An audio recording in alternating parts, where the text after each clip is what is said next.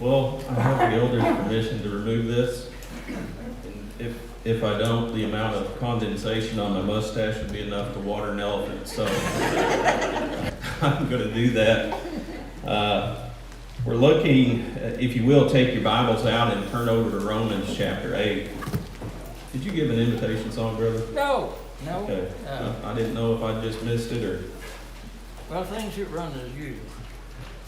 853 verses 1, 4, and 5. All right, 853 will be the song invitation at the proper time. Romans chapter 8. I am glad to see your faces once again. It is nice to have all the electronic amenities that we do, but I was getting tired of preaching to myself. Matter of fact, I made myself feel badly a few times, so I'm kind of glad to see you guys back. And not only that, but there is one thing that I did enjoy about it, and that was every time I came in here, it was 62 degrees, and all the fans were on, and I wore shorts. So it was right up my alley. But I'm glad to see everybody back. Romans chapter 8, you know, we've been studying it. Well, we studied it the last couple of weeks, but a couple of weeks ago we talked about how what to do when problems come knocking. And you know, Romans chapter 8 deals with the idea of suffering as humans and how all of us share in that suffering together. All of us, as we've seen, are going to experience problems.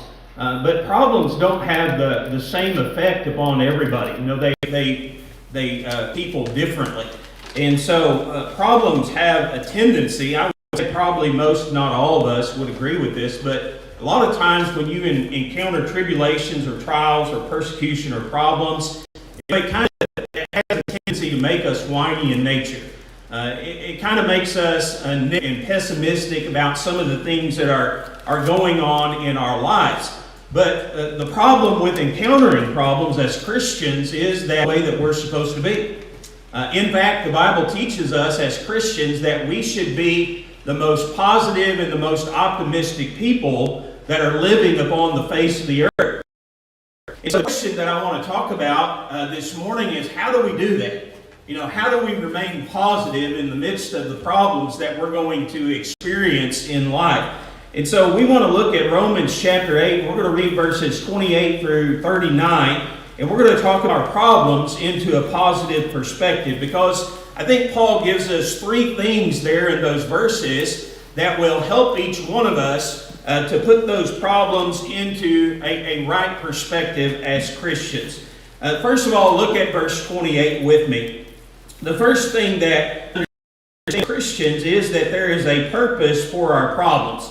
Paul writes in verse 28, "We know that all things work together for good to them that love God, to them who are called according to His purpose." Have you ever noticed sometimes two people have the exact same problem, and it affects those people differently? You know, one person becomes a better person because of those problems, and another person might become a bitter person. Is that freaking you out over there? I don't want them to go into seizures, so I'm going to turn that. Is that all right with you guys? Can you see this one? Okay. I don't know. I think our computer's overloaded this morning, so I can't process everything that's going through it.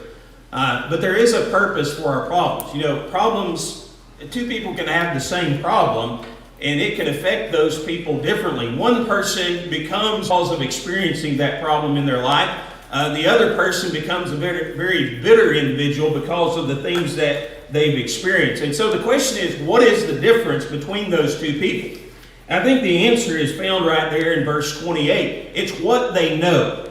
You know, that word know literally be positive, to be absolutely sure. And here's what the Bible tells us as Christians. We know, we're absolutely sure that all things work together for good.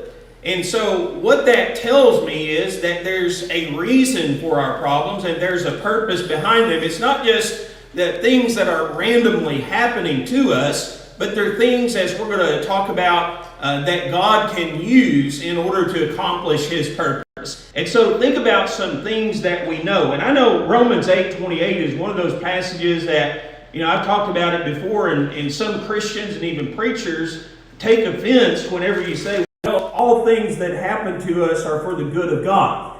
And they say, well, what about death? And what about the tragedies and all that? Well, let's talk just a little bit about it. But I want to emphasize what this verse says, first of all. Start with the phrase, all things. We know that all things. What does that mean? Well, that's pretty easy to understand, isn't it? Paul didn't say we know that some things. He didn't say we know that most things. He didn't say that we know that good things. He said we know that all things. That means everything. Every problem there in life, everything that happens to us works together for good. The second phrase that's interesting to point out is the verb work together. In the original language, it's literally in the present tense. And so what that tells me is that it's a problem. It's not that immediately when you encounter a problem in life, boom, God uses it to accomplish something good. But there's a process. A lot of times when things happen to us in life, we don't know all the ramifications of having experienced that problem. Have you ever experienced in life that was very difficult?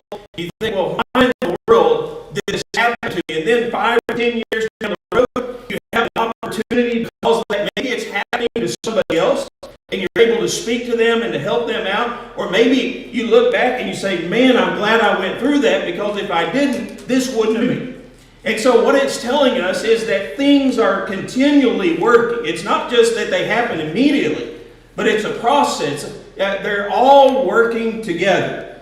And so God is in control. And what's that telling us is that the things that we're doing in this life, God is using that continually to accomplish good. The word good now, let's focus upon that, because that really means the ultimate good. And here's where I think some offense and don't really understand what this passage is saying. Because the passage does not say that all things that happen to us are good. That's not what it says, because they aren't. There's some things that happen to us in this life that are bad. It doesn't say that all things that happen to us have a happy ending, because they don't. Sometimes there's a very sad ending through the problems and the tragedies and the trials that we have to experience in this life. And so what I want to emphasize is it's not talking about my good as an individual, but it is talking about the ultimate good of God. In other words, God can take any situation that happens in our life and He can make something good come out of that. Now you think about that, that magnifies the wisdom and the power of God, doesn't it?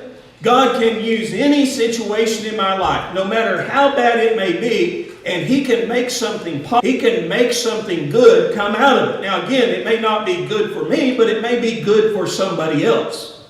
And so that's what Paul is really writing about here. But he does place a limitation on who this is for, because notice the last part of verse 28. To them who love God, to them who are called according to His purpose. Does God use everything in everyone's life to accomplish His ultimate good? No, that's not what the verse says. The verse says that God does this in the lives of those who love Him. God does this in the lives of those who are called according to His purpose. And so think about, what does it mean to love God? Well, Jesus said in John 14:15, if you love me, you will keep my commandments. It means that we do what God says. So if we're living the life that God told us to live, if we're following His will for us here upon this earth, then God is going to use everything that happens in our life and make something good or something positive come out of it. Now, what does that do for you as a Christian? Doesn't that give you a purpose for the problems in your life?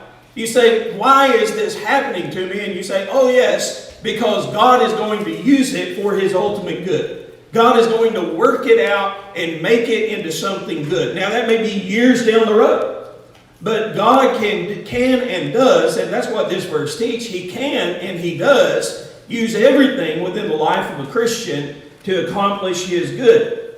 And so if you think about that for a moment, that's a reasonable conclusion. If a man chooses to love God, If a person chooses to keep His commandments, then God will continually use him or her and the choices that we make, the things that happen to us in this life, to work out His ultimate good for all of mankind. And so what that tells me, and what that does whenever I have a problem as a Christian, is that puts a positive spin on it.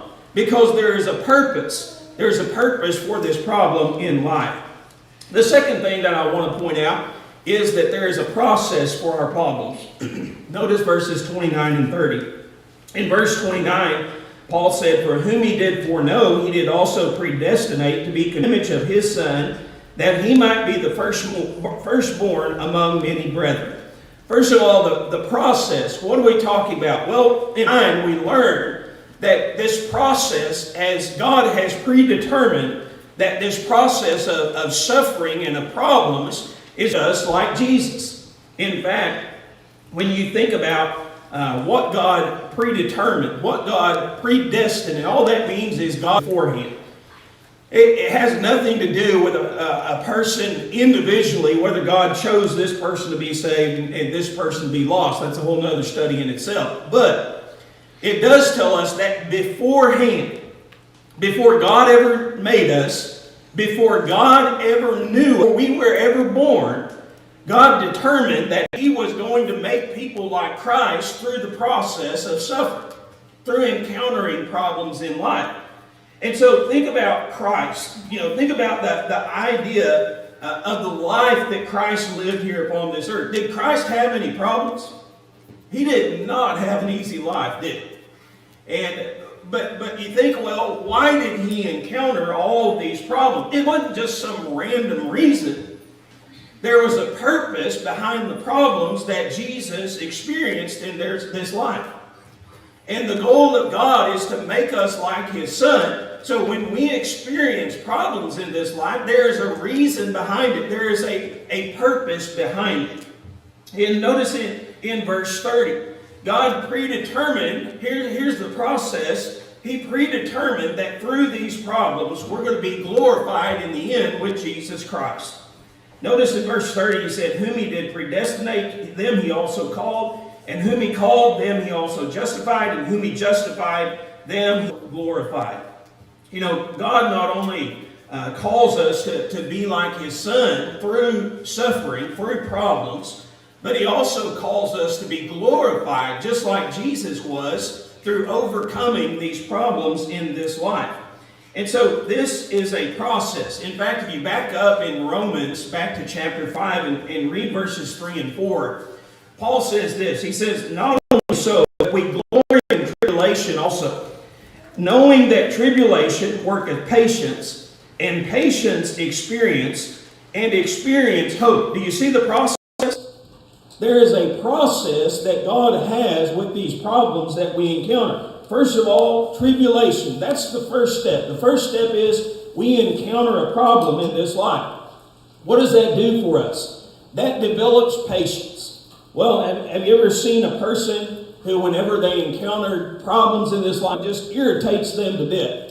And it maybe even makes them a little bit more obstinate than they were before. That's not what God is trying to accomplish through problems. God is trying to make us patient people. God is trying to make us people who will endure and trust in anything that comes our way. So first you have a problem. Then from that problem you develop patience. And then he talks about the idea of being purified, or in other words, it's described in Romans 5 in verse 4 in the King James Version as experience. This is the process. But the word experience, it literally means the idea of testing or trying, and it'd be more like the idea to us of purifying. What happens when you take gold and you pass it through fire? You purify it, you burn out all the bad stuff, and then on the other side, you're left with all the good stuff. That's problems. So it's to develop patience in our life. It's to purify us. It's to show us what we're about. It's to show us who we really are. It's to burn off all the outside layer. And it shows us the genuine character that we possess. If you look at a person whenever there's problems, you'll see what that person is really made of. You'll see who they really are.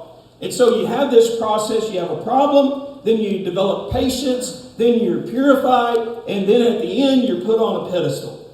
You're glorified with Jesus Christ. And so this is God's process through these problems. Now, the problem I think that we have as Christians is sometimes we quit right at the beginning of the process. You know, we whenever the problems come our way, we say, well, I can't take it anymore. You know, I'm not going to follow God. I'm not going to do what's right anymore. I'm just going to give up. You got to go through the whole process to get to the end, right? Step 1, step 2, step 3, step 4. Problems are the first thing. And through those problems, patience, endurance, and through that endurance, we develop character. We develop exactly who we are, genuineness, we might also say. And then in the end, because of all those things, we're going to be glorified with Jesus Christ. And so we can't quit at the beginning or the middle of the process and expect to experience the end along with it. Notice the third thing here in Romans chapter 8. There are promises concerning these problems. You know, in verses 31 through 39, Paul gives us 5 wonderful promises about the experiencing of the problems in this life, and he really puts them in the form of a question. Notice verse 31. He says, what shall we then say to these things? If God be for us, who can be against us? One of the great promises that we have whenever problems come our way is that God is our patron. What do we mean? God is our supporter. God is our biggest fan. And Paul says this, if God is on your side, if God is for us, then who can stand against him? You know, whenever problems come our way, sometimes you surround yourself with your family. You surround yourself with those people who are closest to you and who can help you through this process. But friends, there is no one than God himself. God is on our side. And so when problems come our way, one of the questions we should ask is, well, God is on our side, right? If God is on our side, who can be against us? Who's going to fight against God and beat him? Who's going to overcome the purpose and the process that God has for me in these problems? And so God is our supporter. The second question, notice verse 32. He says, he that spared not his own son, but delivered him up for us all, how shall he not with him also freely give us all things? The second promise that we have, God is our provider during these problems. And the way that we know that is because of what he did for us with the problem of sin. What happened when we as humans encountered the problem of sin? God provided for us, didn't he? And it's interesting there, that phrase or those words in the first part of that verse, spared not, literally means God didn't hold back. God didn't refrain. Okay, God saw that we had this problem, and what did he do? He provided. You know, he sat down and he weighed the eternal separation of man and what it was going to cost him to reconcile man to him and to solve the problem of sin, and he said, I'll do it. He didn't hold back. He didn't spare his one and only son. And so he deliberately chose to sacrifice his son for us. Listen, there's a lot of problems that we're going to encounter in this life, but I'll guarantee no greater problem that we as humans have than the problem of sin. And God provided for our greatest problem, didn't he? God sent his son to die in our stead to take care of that problem. And so the question is, if God wouldn't withhold his only son from us when we had a problem, he's going to help us if we have smaller problems in our life. God is on our side. He's going to provide for us. And so seek God because we have the promise that he is our provider. I couldn't help but think about when I was going over this point, this story of Abraham and Isaac. You remember God told Abraham, Genesis 20, to go up on the mountain to sacrifice his one and only son, Isaac. And you remember as they're going up the mountain, Isaac says, well, we got the wood, we got the fire, but lamb. And do you remember what Abraham said in Genesis 22:8? He said, God will provide. You see, he had a problem, didn't he? But he said, God will provide. God will take care of what we need for this problem. He did it with the biggest problem that we have in life. And if He took care of our greatest problem, then certainly He can and will provide for us in the smaller problems of life. Look at verse 33. Who shall lay anything to the charge of God's elect? It is God that justifieth. God is our pronouncer. People can charge us with things in this life. They can accuse us of certain things, but that doesn't mean that we're automatically condemned in the sight of God. In fact, Satan is described in the Bible in 12 and verse 10 as the accuser of our brethren. He stands before the throne of God day and night, accusing Christians of certain things. Does that mean that we're guilty of them? Does that mean that we're automatically condemned in the sight of God? No, it doesn't. And think about the story of Job. Think about the accusations that Satan hurled about Job toward God. He said, well, Job isn't really a righteous man. Job doesn't really love you. He's just serving you because you're pouring out these blessings upon you. He's not genuine in his love and his service toward you. Well, was that true? No, but it didn't stop Satan from accusing him of that. But God was the one who pronounced Job righteous. Job was a perfect and an upright man.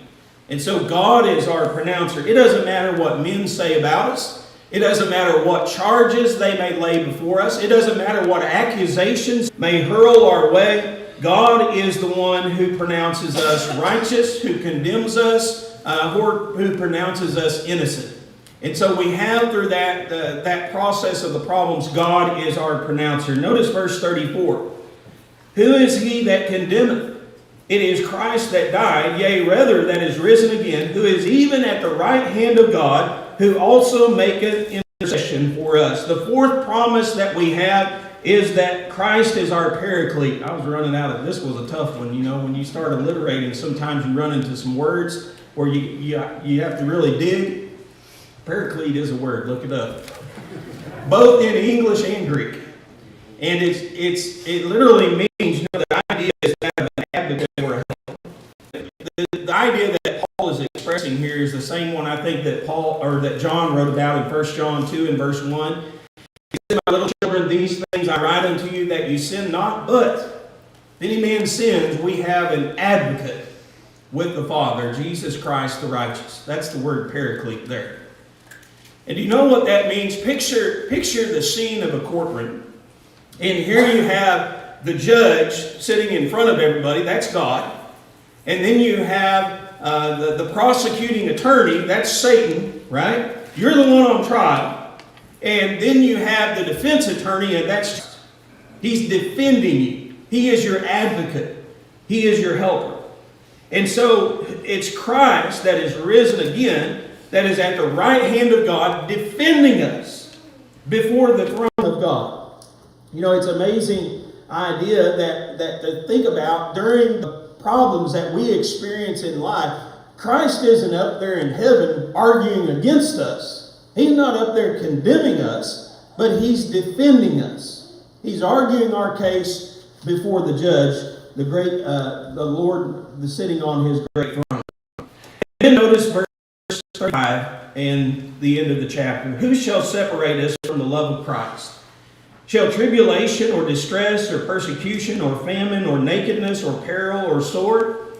As it is written, for thy sake we are killed all the day long, we are counted as sheep for the slaughter. Nay, in all these things we are more than conquerors through Him that loved us. For I am persuaded that neither death nor life, nor angels, nor principalities, nor powers, nor things present, nor things to come, nor height, nor depth, nor any other creature shall be able to separate us from the love of God which is in Christ Jesus our Lord. You ever think about that phrase 37 there? We are more than conquerors. This is a promise that we're given. We're more than just a person who defeats our foes. That's what a conqueror is.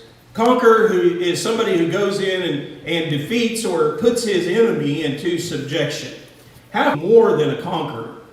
Do you realize that not only do we conquer some of the greatest enemies that we face here in life, but actually our enemies, the things that we dreaded and feared and that were used against us so much, actually become a blessing to us. They become, and about problems. Where do problems come from? They come from Satan, right? What is Satan trying to accomplish through that? He's trying to destroy us. He's trying to get us to fall. He's trying to keep us out of heaven. But God uses that process that Satan used for our demise for our benefit. The very thing that is being used to defeat us, God uses to accomplish something good in our lives. Think about death. Where did death come from? You know, we're probably the greatest fear that all of us have in life. The worst thing from a physical perspective that could happen to us in this life is to die, to be put to death. Do you know what happens to Christians whenever they die? You only get to go to heaven and live with Christ for eternity. The very thing that Satan used to try to destroy mankind, God uses as an enemy or as a friend. We are more than conquerors. Not just defeating the foe, but the foe actually becomes a blessing to us. There's no circumstance, no situation or event in life in which God does not love us. And I want you to think about what he writes about in verse 35. Tribulation, distress, persecution, famine, nakedness, peril, sword. Imagine a person who experienced all those things. And what would that person think? Well, they might feel like they've been forsaken by God, huh? Or they might feel, well, God just doesn't love me anymore. But what Paul wrote is, despite what problem we're experiencing in this life, there is absolutely nothing. There is no problem that can keep God from loving us. And there's no problem that can keep God from using his plan and his purpose that he has for us to use those sufferings, to use those problems for his glorification and for his good. You know, problems are not an easy thing to endure here upon this earth. In fact, we pointed out in the beginning, not careful, our problems can make us negative people. Our problems can turn us into pessimistic people. But there are things that can help us put our problems into a positive perspective. And there's three things that we looked at right here in Romans chapter 8. Remember that there is a purpose for your problems. God has the ability, he can and he does, make all things work together for his good. Doesn't matter what's happening in your life. Purpose, God is going to bring something good from that, I'll guarantee you. But we also have to remember that there's a process for the problem. We can't become weary and give up in the beginning of the process or in the middle of it. We have to stick it out to the end. Problems are the first step. Then you have patience, and then those problems purify you, make you who you are, and then in the end you get to be glorified with Jesus Christ. Stick it out through the process. Remember the life of Christ here upon this earth, one. And so if we're going to be like him, we're going to have to suffer some difficult things in this life. And then the third thing, remember these 5 great promises that we have during these problems. God is our supporter. God is on our side through whatever happens to us in this life. God can provide for us no matter what problem. He provided for us with the greatest problem that we'll ever face in this life, that is sin. He didn't hold back his own son. He gave to us and he can give to us again. God is going to be our pronouncer. Don't worry about what other people say about you when you experience problems. Don't worry about what accusations Satan might hurl your way, because God is the one who pronounces us either guilty or innocent in the end. And then remember that Christ is your paraclete. He's your advocate or your helper. He's pleading your case before the throne of God whenever you experience problems in this life. And then also remember that these problems we're not just going to defeat these problems in the end, but they're actually going to be used to bless us and to lead us on to greater things in this life. And if war means as we go through problems in life, I think that can help all of us put our problems into a positive perspective. Maybe there's one here this morning who's not yet a child of God. The invitation is open for you now to become one. If you believe Jesus Christ is the Son of God, you're willing to confess that with your mouth. You've determined in your mind to turn away from sin, then you're ready to be baptized in water for the remission of your sins. Maybe you're here and you just haven't been living faithfully and you need to respond in a public way. Friends, if there's any way that we can assist you this morning, we ask that you please come forward while together we all